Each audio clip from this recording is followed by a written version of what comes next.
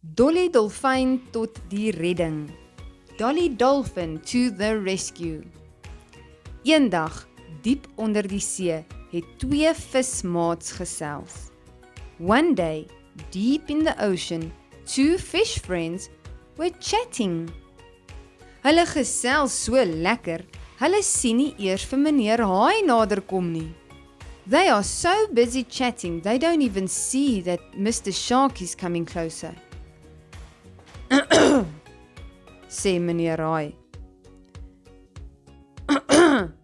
Says Mr. Shark.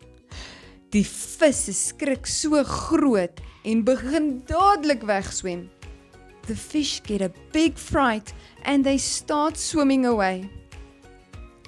Ek gaan julle vang, sê Haai. I'm going to catch you, says the shark. Net toe kom Dolly Dolfyn en swem reg voor Haai in om hom te stop. Just then, Dolly Dolphin swam right in front of Mr. Shark to stop him. Jou stoute Haai, los die vissies uit. You naughty shark, leave the fish alone. Meneer Haai is baie bang vir Dolly Dolfyn en hy maak dat hy wegkom.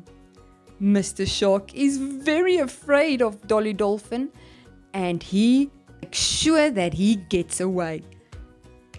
Dolly jaag vir meneer Haai ver weg.